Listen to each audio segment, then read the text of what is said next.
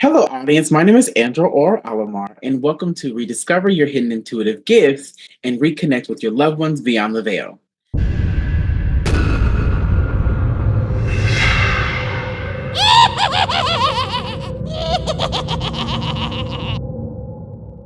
Today, we have an amazing guest. An amazing guest, would you please introduce yourself and tell us what you do?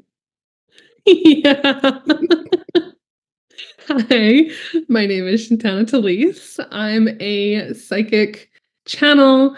I work with angels, aliens, ascended masters, all the magical beings. I love it.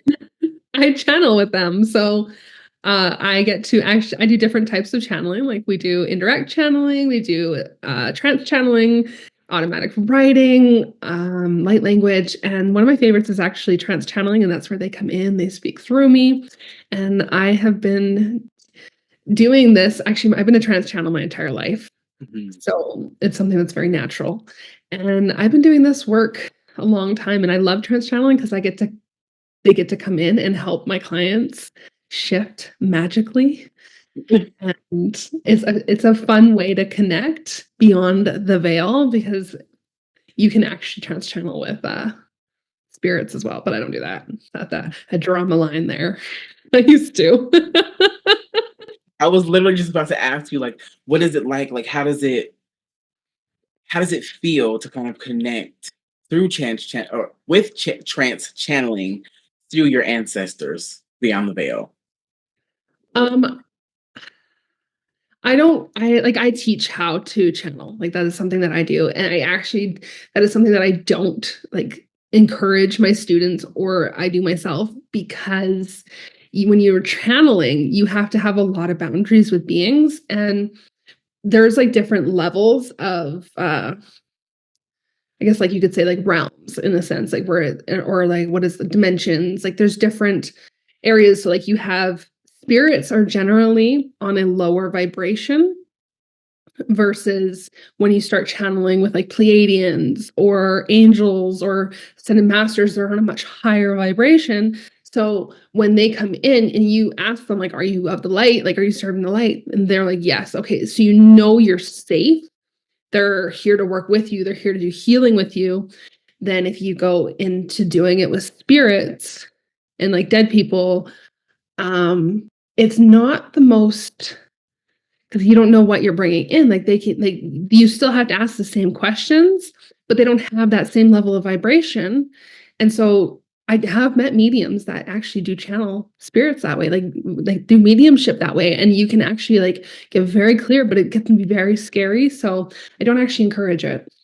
Okay. That's interesting.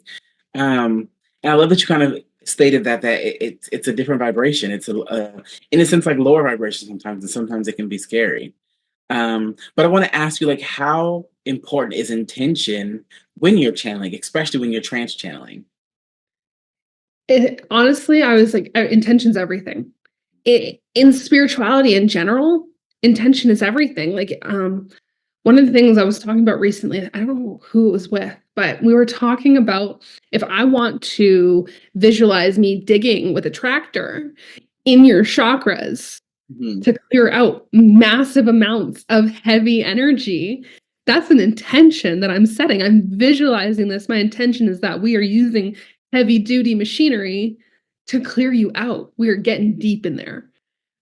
So it's like intention becomes everything. And then when you're channeling, you want to make sure your intention is that you're channeling with beings of light only. And because there are different vibrations, you can have something dark pretend to be something light. And so there's a lot of process, like things that you need to go through to be able to make sure that you don't have that.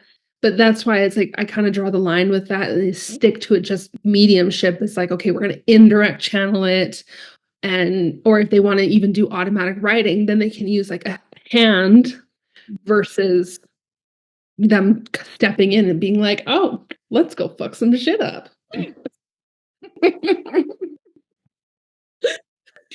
Yeah, you're right.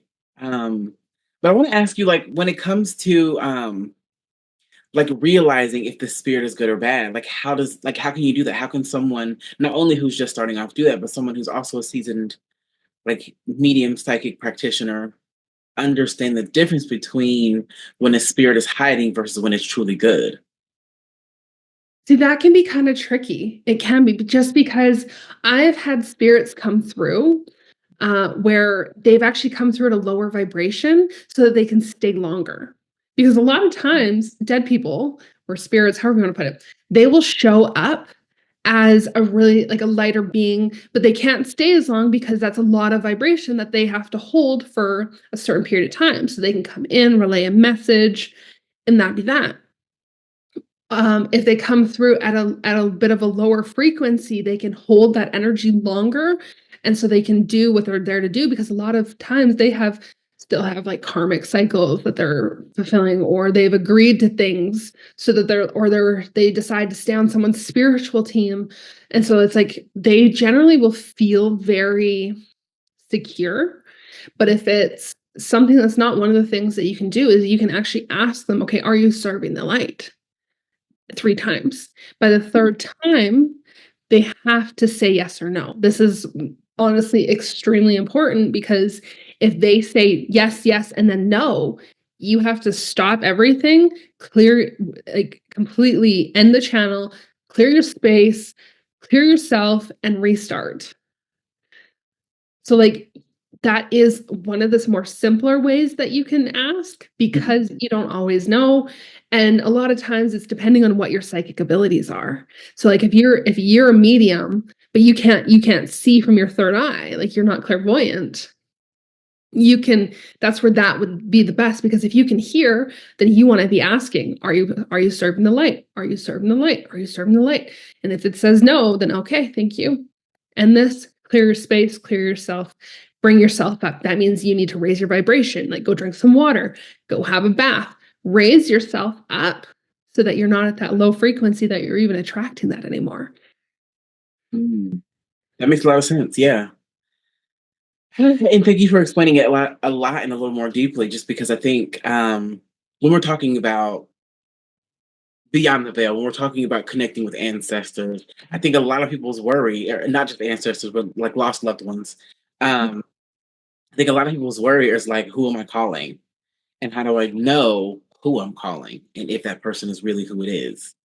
So I like that you kind of got into that, and I like that you kind of got into that they can hide.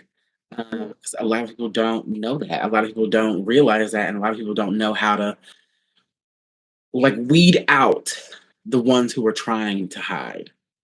Mhm. So again, thank you for saying that because it's going to help a lot of people, especially those of us who are starting out, and those of us who are just getting into the throw of channeling. Hmm.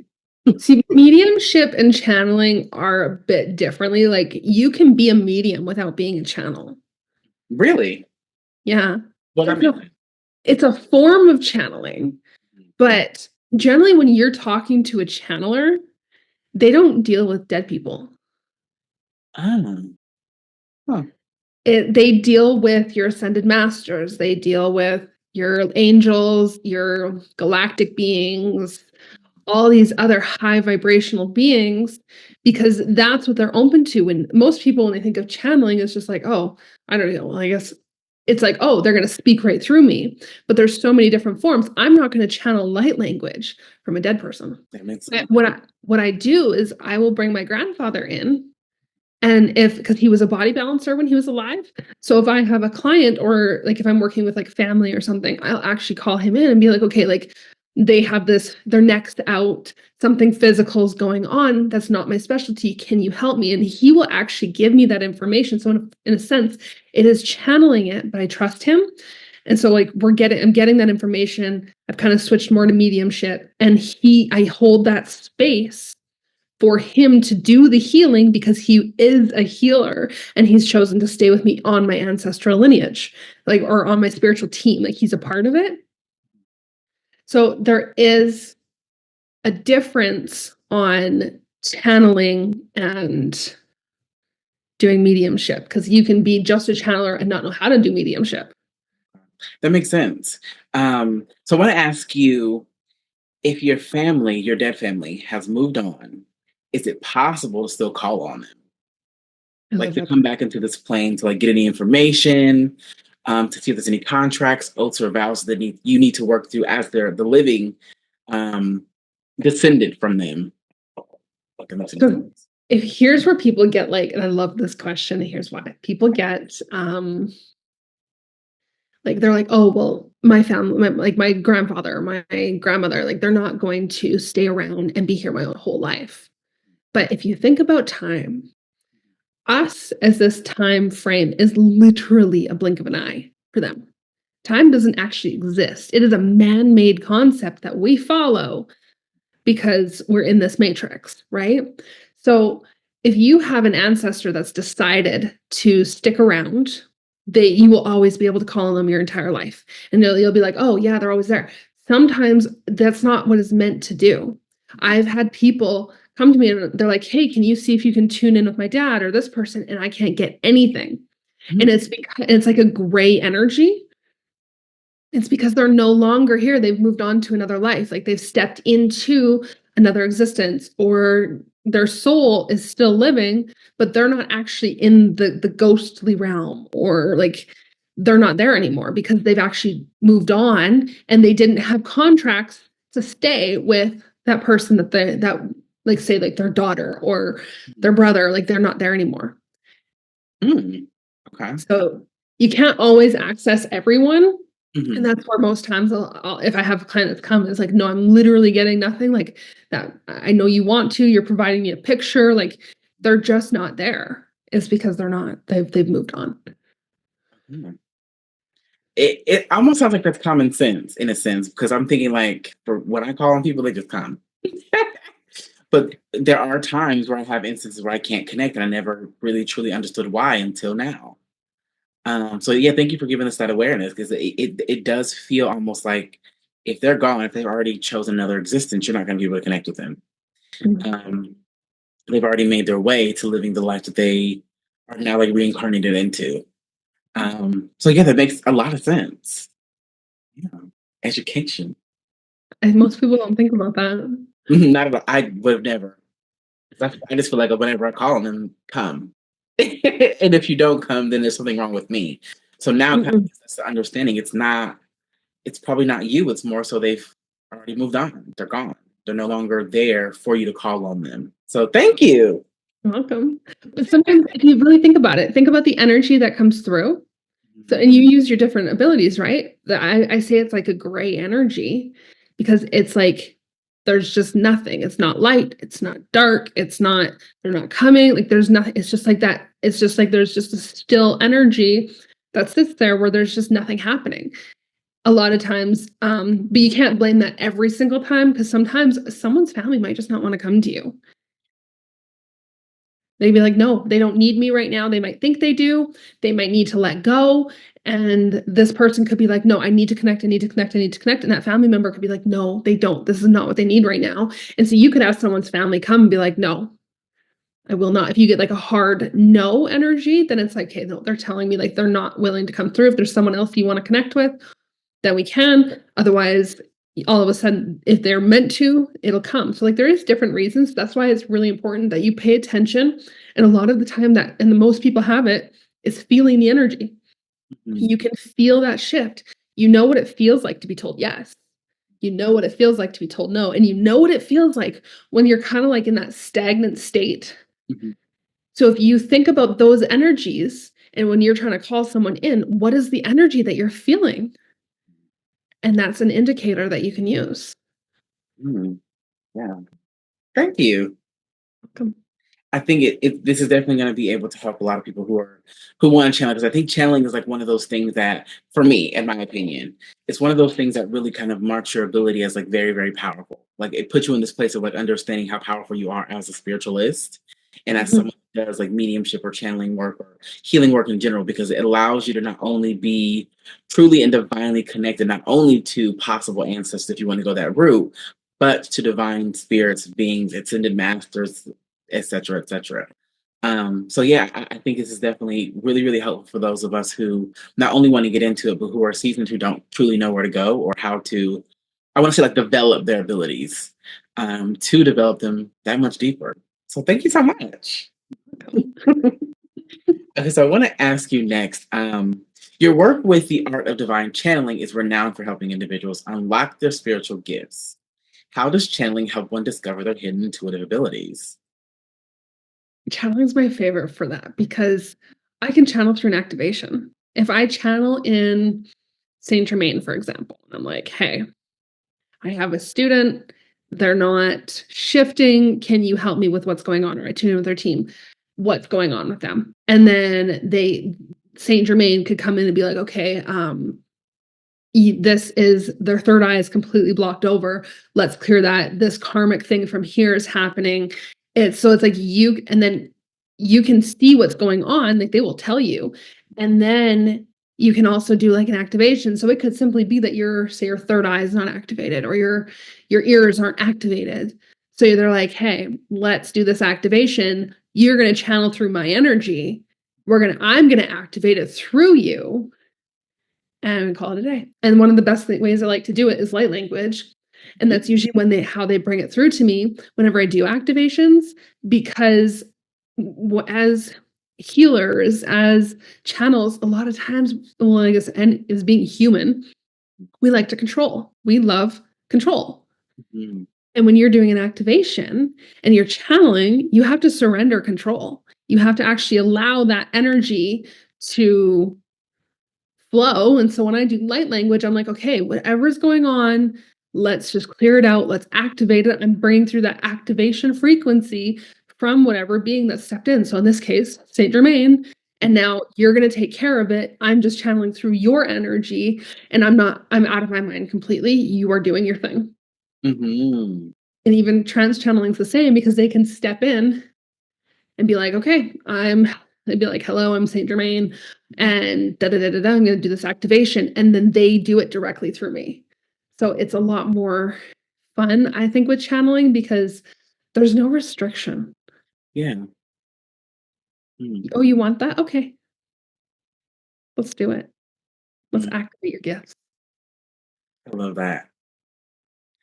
Okay, so I kind of want to switch gears. Well, not switch gears a little bit, but I want to ask you, as a trance channeler, have you come across any powerful spirits who kind of want to keep you from accessing different, I want to say, realities? Is that a valid question to ask? I feel like as a trance channel, Mhm. it doesn't really have that. Like most beings, because remember when we channeled with Fate, it was a trance channel. Yeah. And there was a lot of warning that came with it. Yep. Like, I don't remember because it is a trance channel. Fate was talking to you, not me. Mhm. So I just remembered there was a lot of warning in how they were doing it. So that wasn't trying to stop, but it Mhm. was like, a very, this is going to shift a lot of things if you take the step. So we're giving you a warning that we're going to let you, but here's what can, like, we're showing you what can happen. So Mhm. it's like, as a trans channel, they can approach it that way. And like I said, I don't really trans channel with dead people or like, loved ones. I'm really bad for calling them dead people. I used to work in an old folks home, and Mhm. the amount of dead people that would come to me, I'm like, oh yeah, they're just dead people are annoying. I'm so bad for that. It's freaking, I'm like, oh, maybe you should have some compassion. But like, as a trans channel, I would not go trans channel with my what are the ancestral lineage, Okay. because that's a lot of the time where you're going to find these restrictions.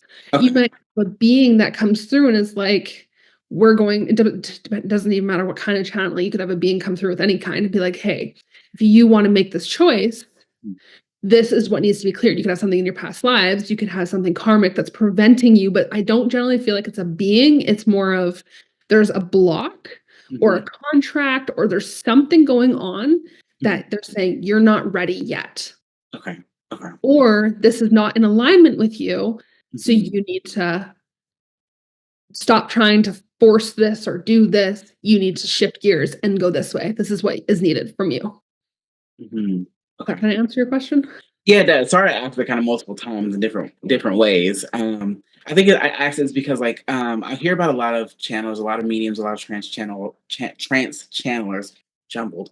Um, well, they will kind of like travel or find a species of alien or high vibrational being who doesn't want them to go much further than where they are, in the sense of like going to restricted areas or going to places where humans aren't allowed or whatever. And they'll have experiences where they're either blocked off, their powers are taken, or their access is taken.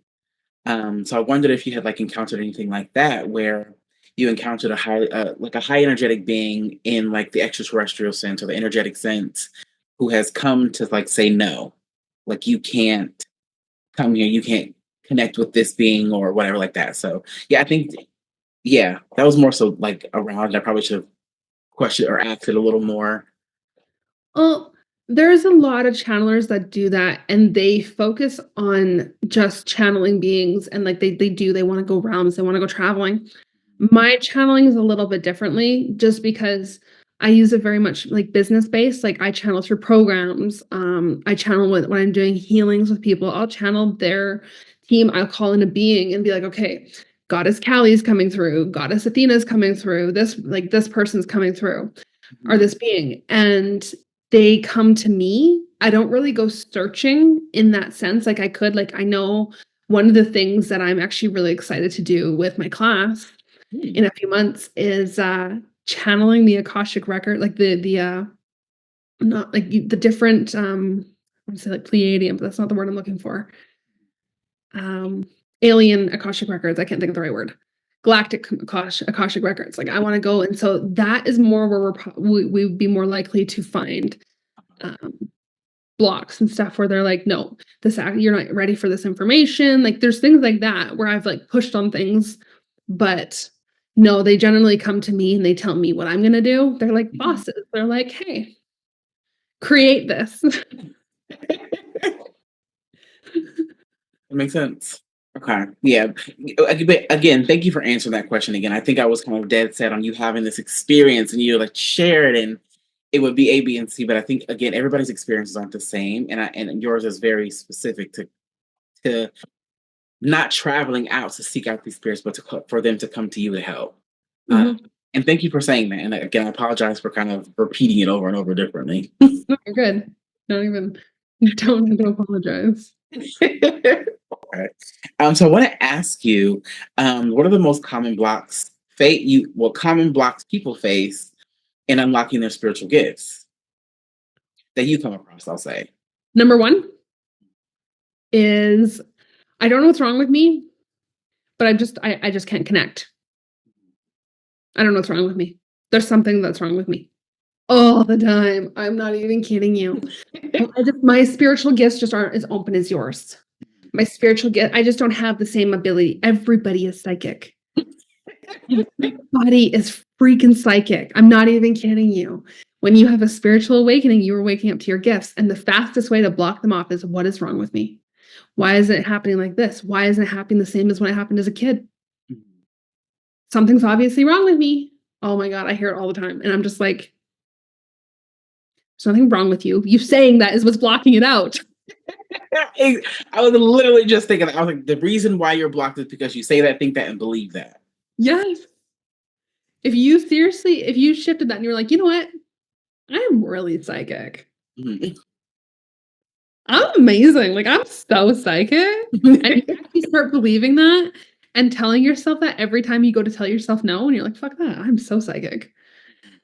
You would shift so rapidly and things would start opening up. Your psychic abilities would be like, oh, because it's just your higher self working with you. It's your soul working with you. It's your team working with you. They will be like, oh, we got to shift this person's reality because they're saying they are psychic and they're right now in a reality where they're not. Okay, let's shift this. And you won't even realize it happened. They'll just do it and they'll be like, oh my God, I am psychic. Mm, mhm. Yeah, this is literally the number one. And I hear it all the time. And then people feel intimidated by me because, like, I'm just so psychic, but I grew up as a psychic child. Yeah. There's a difference. And that one I don't like is when they're always like, "Well, I'm just not as psychic as you." And I'm like, "Don't be intimidated by me. You got your own gifts. You're you." What are yours? How does it like, my kid's got different gifts than I do. She's, fucking telepathic. Read my mind. Mhm, Can you stop? And she always calls it her vision. She can see a place, she'll be miles and miles and miles away. mhm. She can tune in and see a place and see what's going on. I was gonna ask you, should I be contacting your daughter to have her on here too? Because I want to learn some telepathy. Right? And she's done it, like, forever, but I noticed you know how they say at, like, 7 years old Mhm. that, they close their gifts off? Yeah. Well, I my this is just an observation from watching my daughter. I've noticed that a lot of her friends that were a little bit more sensitive, before 7, 'cause most kids are, they're very closed off now. Like, now that they've hit 7, gone on to 8, like 7, 8, and they're very closed off. What I've noticed with my daughter is she's more psychic, Mhm. and I'm like, I feel like she's but it's we're very open, like, we communicate, she's very much aware, and so I'm like but I'm watching her step even more fully the more and she's noticing it more and more Mhm. as she gets older, Mhm. and so I'm like, "Oh, I wonder if you have that choice." Mhm. Like, at 7, you choose, you either shut it off because 'cause you're brainwashed, or you accept it and really allow it in Mhm. 'cause her like, the telepathy has increased. Ooh. Yeah, it's like, the one day, I was in the tub, and I'm like, "I need to dye my hair. I need to dye my hair," and this is in my head, like, I'm in my head, "I need to dye my hair. I wonder if I should go to the salon or if I should just box dye," like, Mhm. on and on and on. Get out of the tub, my kid's downstairs watching TV, and she's like, "Mom, are you dyeing your hair?" And I was like, "No, why?" She's like, "I don't know, I can just smell it." No hair dye in my house. She's psychic as hell. Yeah.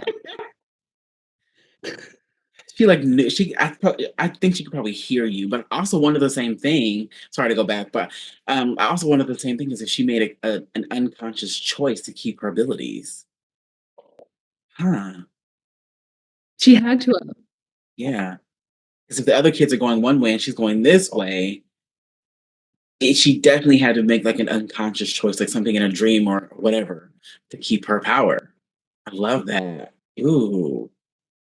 So you can be born with it, and it can increase, or you can learn because you probably had it before you were 7. So why not go tap back into that Hmm.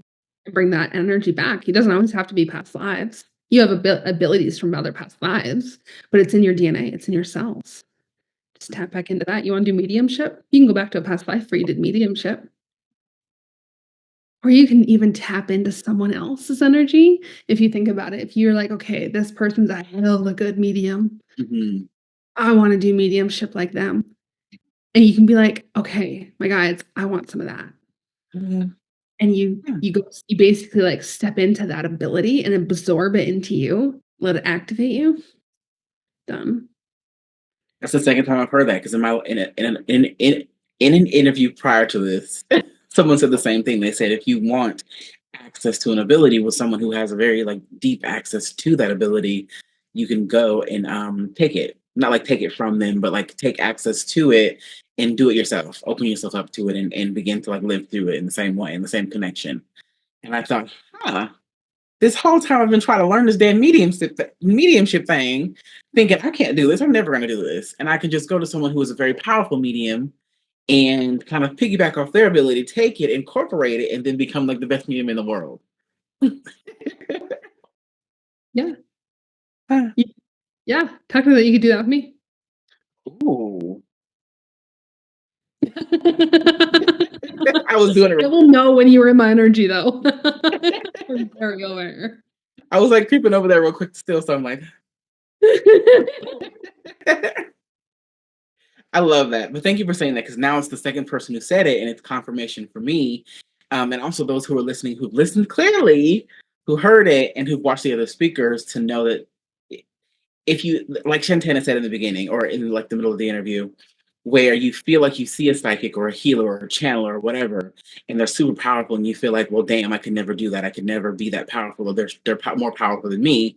You can connect with one of us and take some of it, or take it and mirror it and then incorporate it in yourself. Because Agreed. don't come and take my abilities now. Okay. They're not gonna take your abilities. Yeah. They're mimicking the energy of your abilities hmm and then letting that energy activate them. hmm Yeah, but to do it, you need a very strong belief system of, "No, this is what I'm doing. I truly believe in this, and this is activating me," and allow that energy to actually activate you. Okay. I was going to ask you something similar to that. Like, I get that you can do that, but what if that person that has that ability is at a very, very high vibration and you're not, and the ability doesn't incorporate because you're not at that vibration? Is it still possible to take the ability even though you're not at that person's vibrational level? Everybody has a different vibration. You can, if you really think about it, yes, you can, doesn't mean you're gonna have the same access to it, or it's gonna make you sick, because that is one of the first signs of the body being overwhelmed with energy. It's gonna make you sick. And so when you get sick, it makes you stop so that you can actually level up. Because not every time that you get sick, it's like, oh, you have this massive flu or blah blah blah blah blah. It's never not always something serious. Energy work can make you very sick. So it can even force you to level up, and it'll your body go through that. And what happens when we kind of hit that low energy, we look for someone to help heal us, we look for help, and so that we can bring ourselves out of it. And so that might be a good thing to do, because if you can't incorporate that, then it's going to make you level up some way so that you can hold the actual energy of it. But even those people that are at a very high vibration, like I wasn't always at the high vibration that I'm at, but I've been trans channeling since I was 2. At least that's as far back as my dad told me that it's when it started. hmm So, and I used to trance channel with dark, dark things. hmm I didn't have a high vibration. Things would just step in and take over. hmm I have a lot of scary incidences where I would be standing there talking to my siblings and all of a sudden I'd black out and something took over and I'm gone. So it's like that it doesn't take a high vibration to channel, but it does if you want to channel something light. Okay. Okay. Love that. Thank you for explaining that even more deeply. Um, I want to ask you next. During Halloween, the energy is potent for connecting with spirits. What are your favorite practices for tapping into the energy of Halloween to enhance one's ability to channel and communicate with high vibrational spirits? Candle magic. I love it. Been my thing lately. It's just because, like, the veil is so thin, and why not play? I like channeling around this time. Like, I was doing a healing on someone, and I was like, "Oh, you can tell it's Halloween."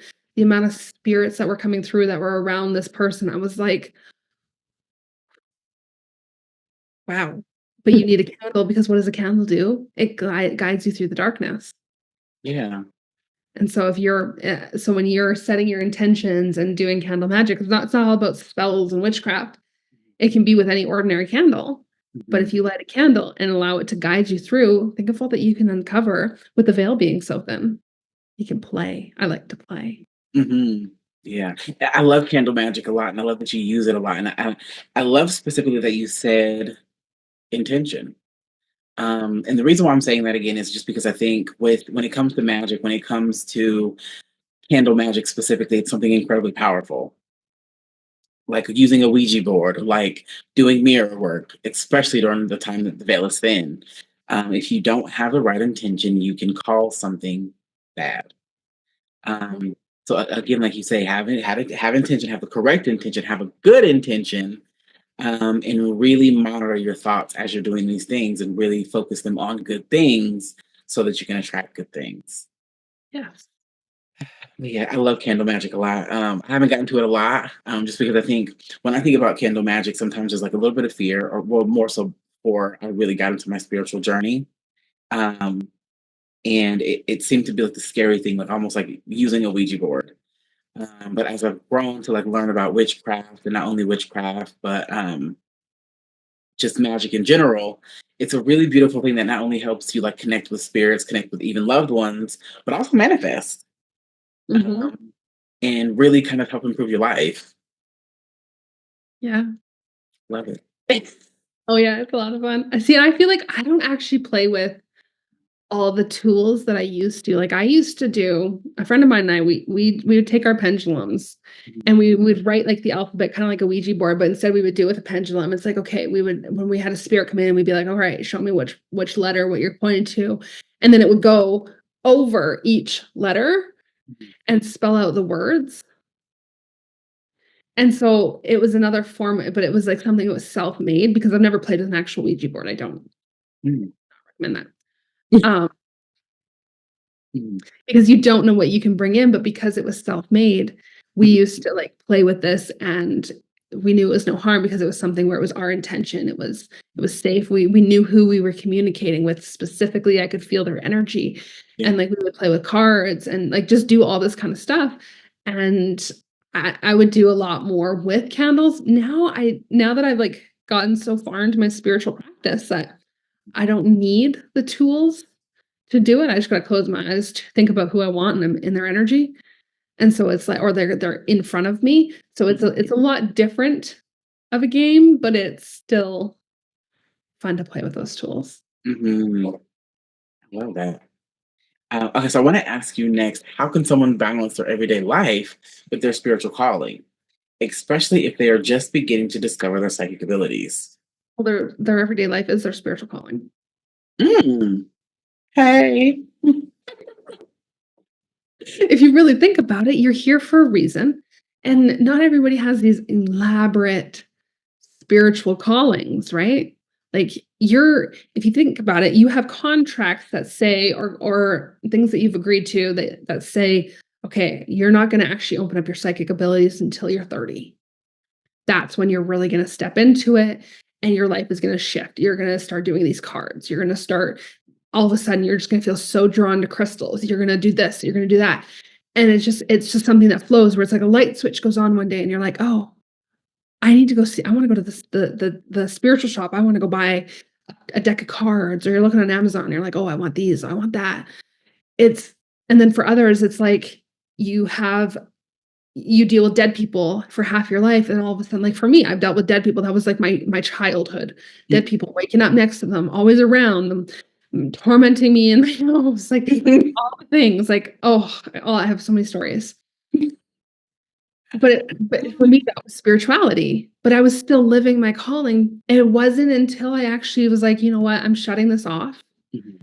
That spirit tore my life to shreds. Like, everything went wrong, and I was pregnant, I had to move back home, like, everything that you could think of went wrong, and then a whole new door opened where it was like, "Okay, now we're gonna actually learn to heal. We're gonna do Reiki. Here's what you're doing is channeling. This is what's happening to you. This is why it's happening. You're meant to teach." It just comes.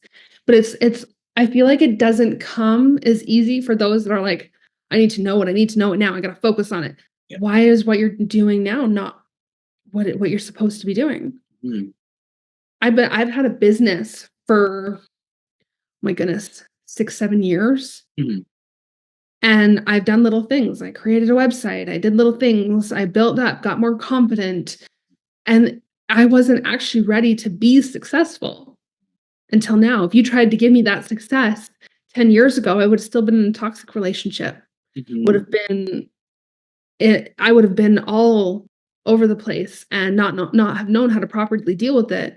Mhm. But or even 5 years ago, would have been in a really bad place, would have been with a person that would have abused any money that I brought in. Mhm. Mm. But I had to learn that. So why is that not part of my spiritual calling? And then when it was actually time, when I finally was confident in who I am and saying, "No, nobody's taking this from me," that's when doors opened, the right mentors came in, people showed up, everything just took off, and it was like, "Oh," and it like a matter of months. Like, it was, like, from 0 to 100 in the span of, like, 3 months. Mm. It really kind of helped you step into the best part of your life. But even, like, love, like, that's been the one thing that I've worked on for how long? Mhm. And I wasn't contracted to meet anybody until, like, my late 30s, like, 35. Mhm. And that's for me is a part of my spiritual practice because I that space, that love, that support, and being with someone that can support me on this journey Mhm. and that I get to share it with. So it's like, but the stipulation to that is, okay, I have to heal all this other stuff before I can actually accept that in, Mhm. because I didn't know what a healthy love was. Spirit had to bring that in to show me, so there's steps that had to be taken, and that's a part of my spiritual journey, because it was being in those relationships that helped me evolve my spiritual practice. Mhm. Yes. The evolution is just evolutioning. Mhm. No, where you're at is perfect. It's what you're supposed to be doing. Mhm. Exactly. And I think a lot of people hate to hear that because they feel like they're in a place that's not the best. So they think that it's like, how do I put it? It's almost like they think that they're trapped in a sense, not and not just trapped, but more so like stuck there. Like they don't understand the lesson that they're supposed to learn while they're in that place of hardship or whatever, of difficulty, of not being, excuse me, exactly where they are. And it's almost like they feel like you're telling them that they're not doing enough, or like they haven't done enough to get where they want to be. When some of them feel like they've worked so hard to get there. But in most ways, and the reason why you're still there in that place is because there's still more you have to fix, heal, and learn. Which is really crappy to hear. Hmm. But when you can surrender, okay, you know what? This is where I'm at. It's not where I'm going to stay. I am accepting where I'm at, and I'm open to what needs to happen that's going to help me get to where I want to be. Then you're taking your power back instead of dwelling on being in that space. No victimhood. Nope. I I don't love do victims up in here. it. You know how easy it is? Like, even me, sometimes I'm like, "Oh, Shantana, you're being a victim right now over the smallest, littlest things." I'm like, "Oh, look at you go. Oh, nice." And I call myself out. I'm like, "Okay, how can I approach the situation so that I'm no longer in this state?" And then it's like, "Oh, okay, I've acknowledged that I'm being a victim. Okay, thank you. That's it. That's all it took. I can shift now. I don't wanna do that. I'm good. I've done that long enough. Poor me. That was a thing. Don't do no poor me's." I can't. I love it, and it makes sense that it gives you like this. It's really good to have. I can say it's good, but it gives you, or it's what the hell is happening right now? Um, it's good to realize that, and it's good to kind of like be able to notice when you're in like that victimhood mentality or thinking or process, so you can kind of get yourself out of it. It's good to also know when it triggers, so you can get yourself out of it. Because I think victimhood is really easy, especially for the brain when it wants to protect you. It's easy to fall into victimhood and like choose that, and choose to be offended or whatever. But the brain sees victimhood as safe, so it makes sense that a lot of us go back there. Um, and it also is really good that you and other people can kind of develop that muscle of like noticing when it's happening, noticing when it's triggered, and getting out of it. So Mhm. thank you for saying that, because I think some people don't even know they're still operating out of that like modality of thinking and operating.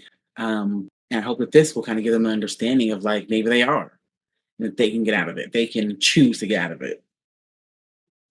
I love that, And yeah. okay, so I wanna ask you one more big question. And that is, when channeling, how do you differentiate between messages from the soul, higher self, and or divine spirits or ascended masters?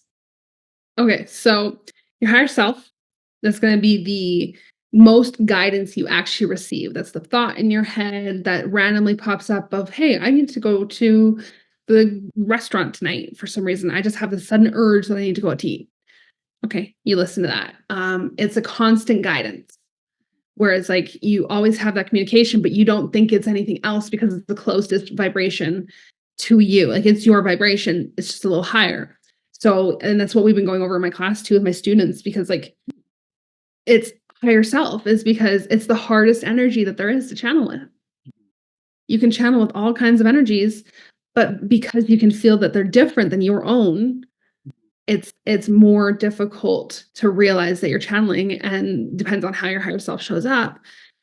So that one is more difficult, but then you also have, like, the soul. If you actually, like, stop, where I feel like the soul is, like, one where you actually do have to stop, Mhm. breathe, calm your nervous system, and then tune in with the soul, because you're like, "Okay, what do you need me to know? Like my soul, what do you need me to know? Anyone can communicate. It's like communicating with your body. Like that's one of the biggest things that we've been going over is communicating with your body. What does your body need?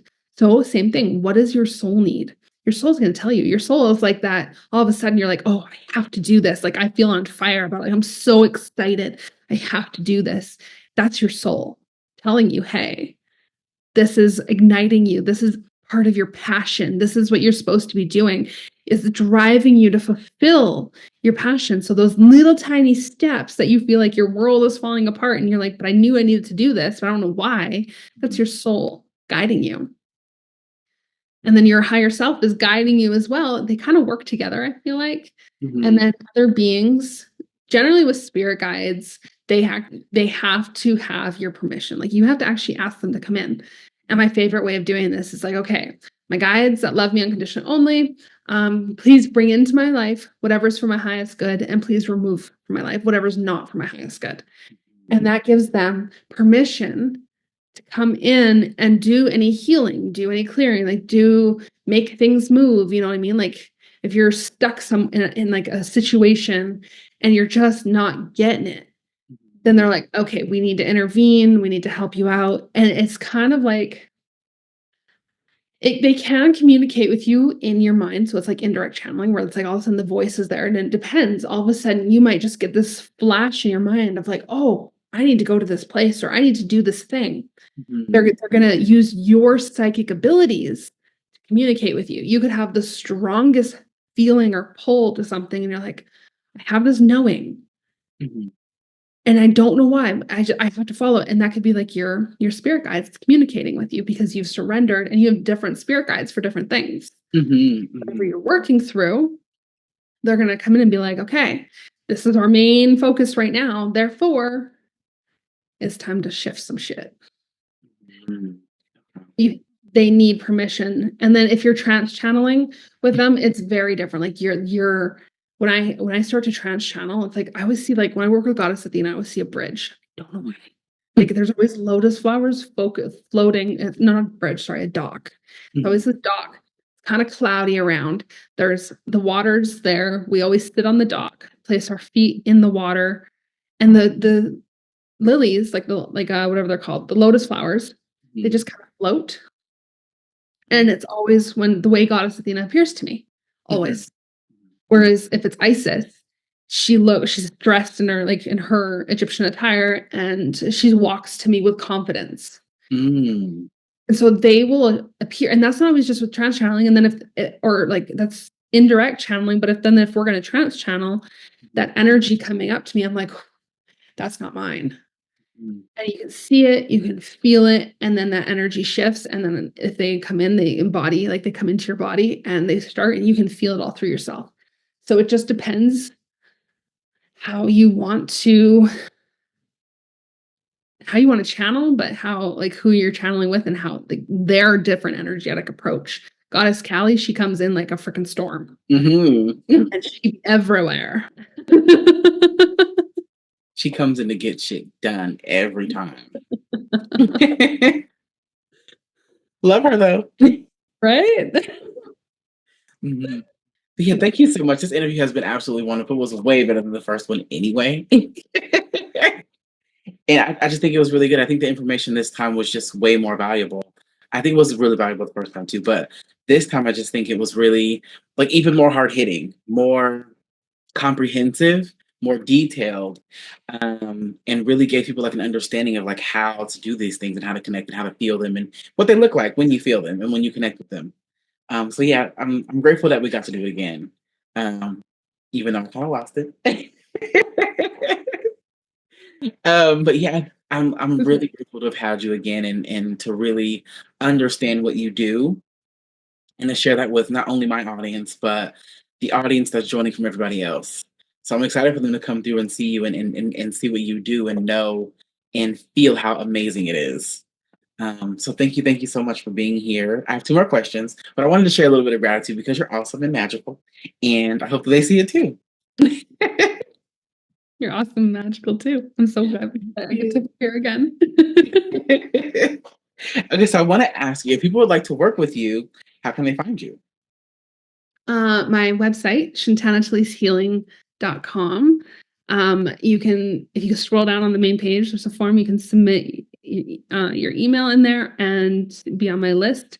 You can contact me from my website as well. My email is shantana@shantanatelisehealing.com. And you can also contact me on Facebook. I do recommend, if you want to contact me though, email is the best way. But I do have a Facebook group. I love it. Yeah. Thank you for offering that, and thank you for sharing that. And my next and last question is, do you have a free gift or offer to share with the audience today? I do. So I wanted something really special for yours, and I was going back and forth a lot. Mhm. And I decided for yours, I'm going to give access to my some of my healings that I've done, to my group healings. Yay. 3 or 4 of them. Mhm. You just gotta sign up for that and you can have access. I love that. Thank you so much. I think I have to say this. If you're new to Shantana and you have not felt her motherfucking healing, get them damn downloads, get the recordings, because this lady, she heals shit, okay? She's just like Collie and gets things done in this mofo. If you want transformation, she has it. Packaged for you, wrapped and ready. Like hand. Okay. So definitely take advantage of that just because she's an amazing healer. She helps me transform a lot and helps her clients transform a lot. So again, get that recording or get those recordings, sign up. But yeah, thank you again so much for being here.